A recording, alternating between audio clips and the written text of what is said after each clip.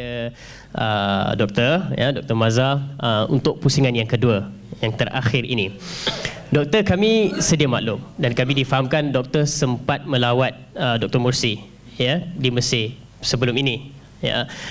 Dan juga doktor juga sering memberi pendapat serta komen perihal rakyat dan juga perihal politik Malaysia serta dunia. Saya juga antara apa orang panggil hard die fan kipas susah mati, bahasa anak muda sekarang kipas susah mati, hard die fan, memfollow, ya, ataupun mengikuti perkembangan dan pendapat doktor di social media. Mungkin doktor boleh beri komen perihal masa depan Ikhwan, ya, Ikhwan Muslimin. Bagaimana doktor melihat Ikhwan akan membawa diri di masa hadapan? Silakan.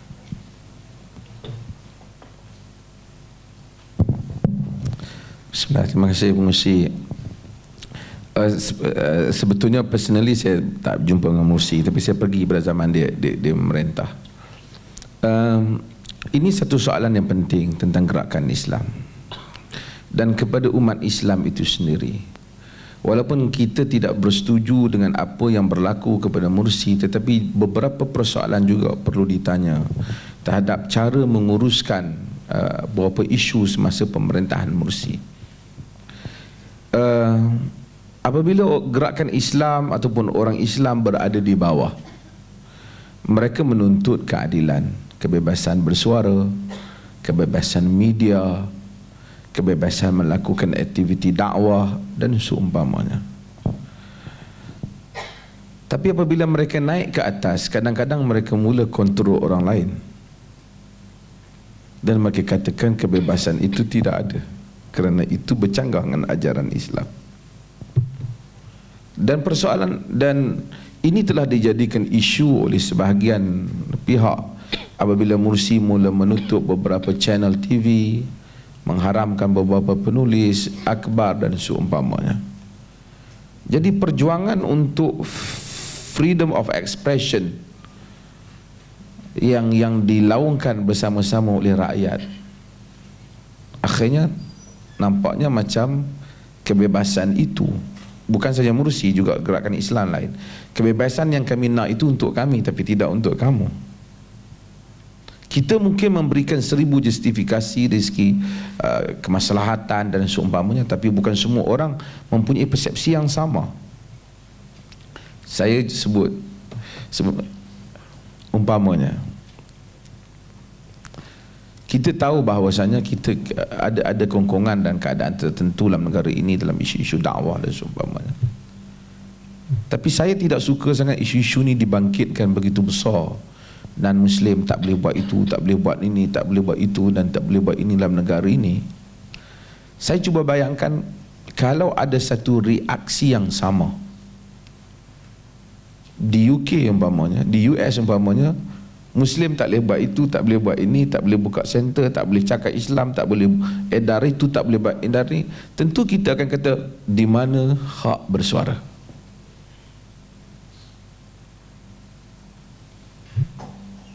Saya sertai juga banyak aktiviti, kadang-kadang sertai juga aktiviti dakwah di Thailand, negara jiran kita. Pergi berdakwah, pergi jumpa. Saya bayangkan kalau mereka kenakan undang-undang yang sama, bahawasanya tak boleh berdakwah, tak boleh apa, kita bukan membenarkan ajaran. Saya selalu kata ada dua perbezaan antara mengiktiraf kebenaran dan mengiktiraf kewujudan. Itu dua perkara yang berbeza. Mengiktiraf kewujudan bukan bererti mengiktiraf kebenaran. Saya mengiktiraf kewujudan agama Hindu dalam negara ini, tapi saya tidak pernah mengiktiraf kebenarannya. Dan kita kadang-kadang, oleh kerana ada orang terlebih Islam daripada Islam, dia menyamakan mengiktiraf kewujudan dengan mengiktiraf kebenaran. Kalau saya jadi Perdana Menteri, insyaAllah Cinta YB Cinta sokong ni ramai-ramai amin kan ni boleh jadi. Gua saya, siapa saya, tak kira lah saya bukan mufti ke apa, saya mesti membenarkan orang buat gereja kalau itu memang haknya. Tidak bererti bila saya membenarkan dia buat gereja atau membenarkan dia buat kuil, bererti saya sudah meredai kuil dan gereja. Sebab tu saya ada tulis artikel, izin bukan bererti reda. Tuhan mengizinkan apa yang berlaku dengan izin Tuhan. Firaun tidak akan dapat memerangi Musa melainkan dengan izin Tuhan, tapi Tuhan tidak pernah meredai Firaun. Ini ada masalah kepada sebahagian orang-orang yang bersemangat di dalam gerakan Islam apabila mereka tidak boleh differentiate isu-isu yang seperti ini. Apabila Nabi SAW buat perjanjian Hudaibiyah di antara pihak Nabi dan pihak Quraisy, termasuk kekangan bahawasanya orang Islam yang orang Quraisy, orang yang menganut Islam yang datang ke Madinah terpaksa dihantar pulang dan seumpamanya, dan Nabi tidak boleh selamatkan sebahagian daripada orang Islam yang menganut Islam untuk keluar daripada Mekah untuk diselamatkan ikut Nabi pulang ke Madinah. Umar bin Khattab tidak puas hati, ramai sahabat tak puas hati.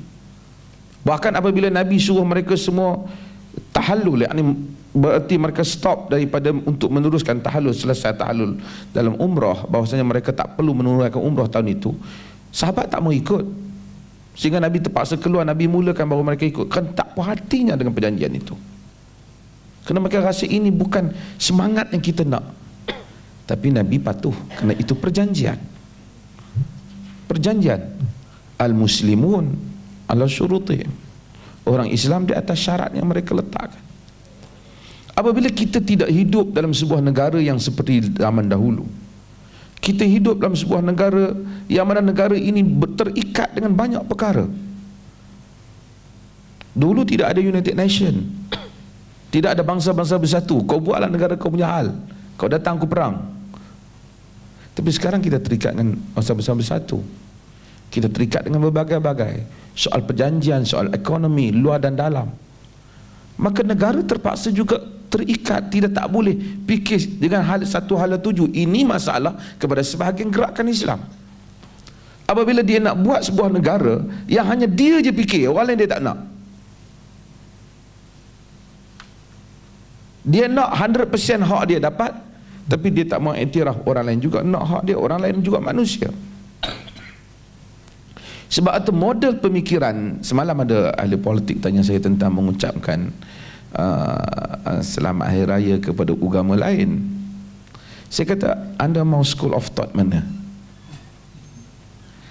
Jika awak rujuk kepada Arab Saudi, ulama-ulamanya tentu berfatwa tidak boleh, kerana masyarakatnya tidak ada non-Muslim. Apa dia peduli? Kata boleh tak boleh pun sama saja, tak ada siapa yang dia nak ucapkan pun.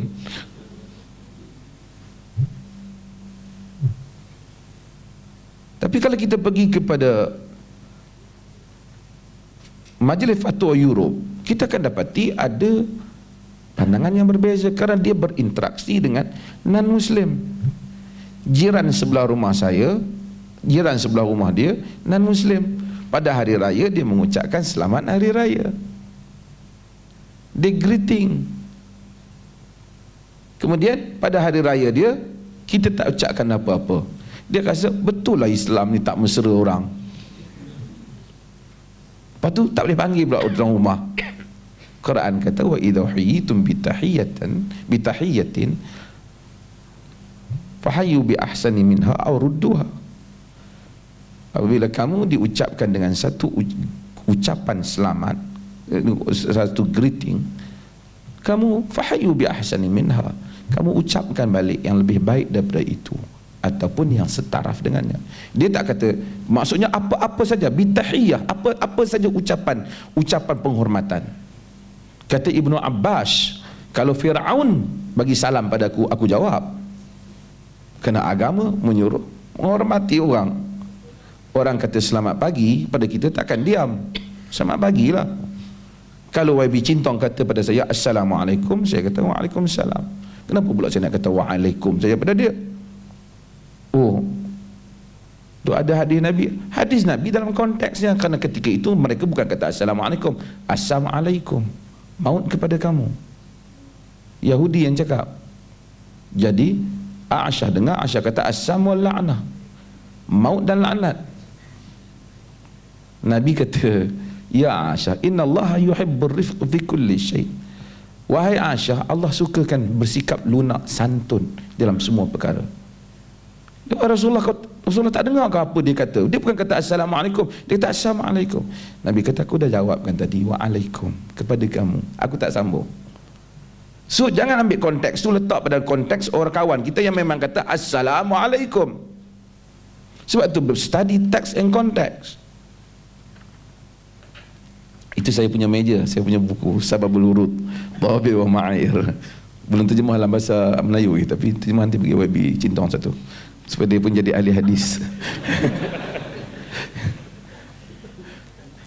So ini gerakan Islam. Mesti belajar, bukan saya kata mereka tak belajar. Turki pergi ke depan, Indonesia banyak bercakap hal ini. Saya juga tidak kata pas ketinggalan, tapi cuba juga mengikuti hal itu walaupun saya rasa belum sepenuhnya. Dan ini yang perlu dibuat pasal kita mempunyai suasana yang baru. Bila suasana yang baru, akidah Islam tidak berubah, akhlak Islam tidak berubah, ibadah Islam tidak berubah, tapi soal-soal pengurusan pentadbiran, soal-soal ini soal yang dibina di atas kemaslahatan rakyat. Agama tidak datang. Kenapa tujuan kita nak mengislamisasikan kerajaan? Apa tujuan? Apa tujuan? Saya baru cakap dengan satu orang, satu forum yang lain. Apa tujuan awak nak mengislamisasikan kerajaan? Why you want to Islamize the government? Pasal apa nak Islamizekan kerajaan? Dia kata kerana Tuhan suruh. Kenapa Tuhan suruh? Yalah, semua benda Tuhan suruh kan. Kenapa Tuhan suruh? Kerana Tuhan nak supaya manusia hidup dalam kedamaian, dalam keadilan. Tapi bila awak islamisasikan kerajaan, tiba-tiba manusia hidup dalam kekecohan, dalam ketegangan. Itu bukan yang Tuhan nak. Kata Al-Imam Ibn Qayyim, syariat Islam itu dibina di atas keadilan, hikmah dan kebaikan. Apa saja yang keluar daripada hikmah, kepada kebodohan, daripada keadilan kepada kezaliman, daripada baik kepada buruk, ia bukan Islam sekalipun diberikan dalil-dalil agama, kata Ibn Qayyim. Maka kerangka pemikiran gerakan Islam mesti lebih luas. Tidak boleh duduk dalam kepompong lama bercakap tentang revolusi, serban dan jubah. Ia mesti cakap tentang good governance, pengurusan yang baik. Itu adalah Islam. Sama juga saya selalu cakap, ayat suruh potong tangan pencuri satu je Quran. Ayat suruh orang makan, beri rakyat makan, beri sedekah, berikan bantuan berpuluh-puluh. Kenapa kita nak cakap potong tangan saja? Bukan salah cakap potong tangan, tak salah. Tapi salahnya kalau itu saja yang awak sebut, sedangkan ratusan ayat yang lain ditinggalkan. Sebab itu saya bukan sokong Turki apa, tapi saya suka gaya itu, cara itu, pendekatan itu. Make sense. Sekarang orang tak bergaduh apa-apa, tak payah bertukar. Tapi ertinya pergi, dia berwibawa, boleh bina negara daripada dahulu inflasi dapat ditingkatkan dan seumpamanya. Itu contoh bahawa Islam boleh memerintah. Tapi setiap kali golongan agama ambil kuasa, negara jadi kecoh, orang akan tak percaya lagi dengan Islam. Kemudian kita kata Islam adalah way of life. Orang kata ini bukan way of life. So ini memerlukan pemikiran, tokoh-tokoh pemikir yang keluar daripada kerangka lama kepada kerangka baru. Terima kasih. Baik, tambahan sikit soalan.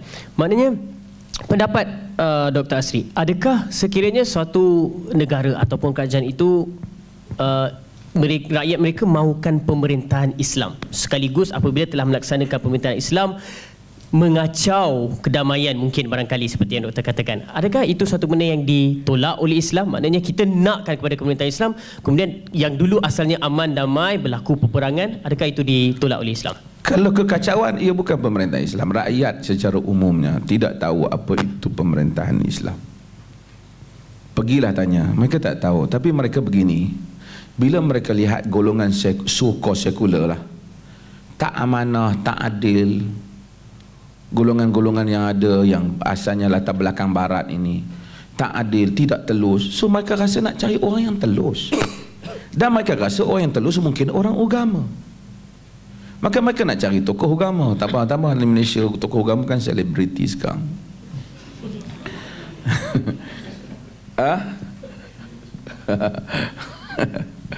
Jadi orang nak tokoh agama. Bukan dia nak tokoh agama tu kerana dia suka tengok muka ustaz gantung kat frame rumah dia jadi pemimpin Perdana Menteri. Tak. Kan dia harapkan di sebalik itu menguruskan negara dengan betul, telus, amanah. Tapi kalau satu orang telus saja tapi dia tidak cekap, dia tak boleh memerintah. Abu Dhar meminta kepada Nabi supaya dia diberikan jawatan. Nabi tak berikan. Nabi kata, ya Abu Dhar, inni uhibbu laka ma uhibbu li nafsi. Wahai Abu Dhar, aku suka untukmu apa yang aku suka untuk diriku. Innaka dha'if wa innaha amanah wa innaha yawmal qiyamah khizyun wa nadama illa man akhadhaha bihaqqiha wa adda alladhi ma alayh. Hadis riwayat Imam Muslim. Sesungguh wahai Abu Dhar, engkau dhaif. Bukan kerana dia tak warak. Abu Dhar yang antara sahabat yang paling soleh. Tapi engkau dhaif, sedangkan jawatan amanah dia pada hari kiamat kelak kerugian dan penyesalan. Bukan dhaif agama, dhaif pengurusan. So Quran kata inna khaira man istajarta al-qawiyul amin. Sebaik-baik orang yang kau ambil untuk bertugas ialah kuat dan amanah. Kuat maksudnya di sudut efisiensi. Amanah maksudnya accountability. Itu saja dua perkara yang Quran sebut. Sebelum buku-buku ahli-ahli politik tulis 1400 tahun dulu, Quran sudah sebut dua ini masalah kepada pengurusan. Kalau kita ambil dia ustaz, serban dia bagus, tapi pengurusan dia out, negara tak boleh berjalan. Tapi kalau kita ambil orang tak ustaz, skill pengurusannya hebat, tapi tak amanah, duit kita hilang. Hilang banyak. Jadi orang nak cari. Sebab itu saya berkata, mungkin siapa yang baca buku L. Esposito tentang Who Speaks for Islam, dia akan tengok apabila undian dibuat di Nigeria umpamanya, rakyat Nigeria nak pada Islam, 70% nak pada Islam. Tapi apabila hukum rejam dibuat untuk yang pertama, dibuat kepada wanita yang direjam itu, maka sokongan ditarik balik. Kerana mereka tidak ada pengalaman, mereka sangka benda lain, yang akhirnya ditekankan benda lain. Orang yang pertama dipotong tangan adalah pencuri basikal. Saya sebut terus terang, kalau nak buat hudud umpamanya, kadang-kadang sebahagian orang bila sebut negara Islam terbayang hudud, itu pun tak betul kan. Pakistan pun buat nama Islam, turun negara kotor. Kebersihan kan benda penting dalam Islam. Negara kotor, New Zealand lebih Islam daripada Pakistan.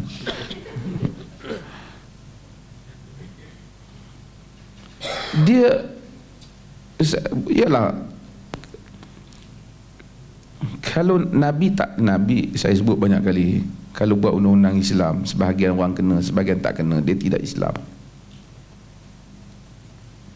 Nabi kata innama halakal ladzina min qablikum idza saraqa fihim asy-syarif tarakuhu wa idza saraqa fihim ad-dha'if aqamu 'alaihi al-had.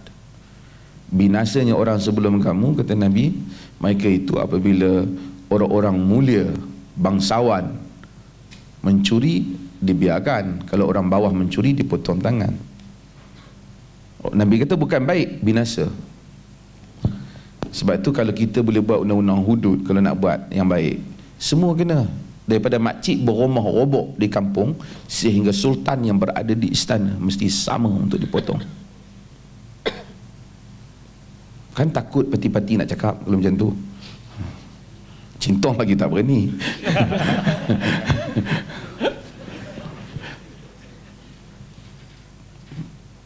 Semua cakap sama-sama level, tapi mereka tak berani. Bukan saja pencuri kereta nak dipotong, pencuri balak pun kena potong juga. Kerana pencuri balak dia tak tanggung otak baru dia, tapi tengok-tengok balak hilang je kan. Dia curi bila ratus-ratus juta, orang tak berani cakap. So kemudian kita cakap tentang hudud sebelum kita cakap tentang kesaksamaan. Sebab itu ini semua cakap kemudian. berikan makna kepada sebuah masyarakat. Gerakan Islam kena keluar daripada kepompong ini kepada makna yang lebih luas di dalam Islam. Terima kasih.